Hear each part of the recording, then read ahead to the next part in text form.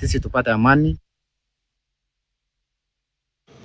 The drought situation in Mandera County is worsening by the day. Residents are choking under a sun that appears to be punishing them, wiping out livestock, now emptying riverbeds and leaving entire villages at the mercy of well-wishers hoping to save at least one life a day. One resident has stepped into the gap left by despair. Abubakar Abdirahman, a native of Mandera, has become a lifeline for communities crippled by drought, delivering the two things now more precious than gold in that land: water and food. And as Hamza Yusuf reports, the locals have accused the government of neglect, leaving them at the mercy of well-wishers. Take a look.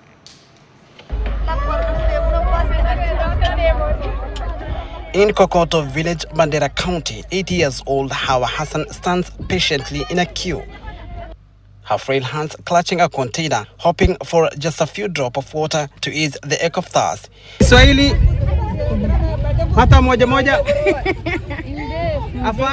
I don't understand Swahili. If only I could explain the suffering I'm going through, my child, she says in her native language. Hawa is among hundreds of residents now surviving on supplies provided by well-wisher Abubakar Abdirahman. We are currently aggressively tracking water to villages in Mandera South, and we have already covered most of them. And our next target is Mandera West. The challenge, I'm told, is in Mandera West there is not even, a close by water facility that you can actually track water from. So that's the biggest challenge. She's among pastoralists directly affected by the drought, having lost 30 goats and 2 camels, the only wealth she depends on for survival. The support is not limited to Kokoto alone.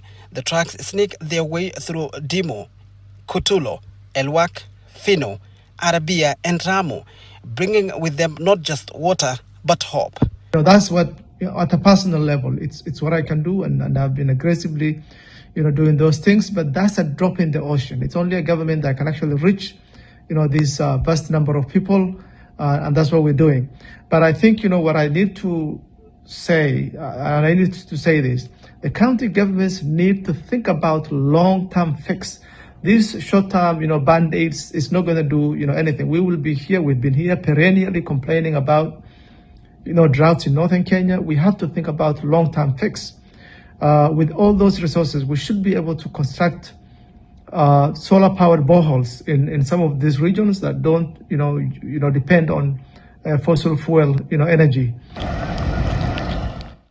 At the faint rumble of approaching water truck, residents sprint with jerrycans and buckets, racing against each other and against time, desperate to secure a share.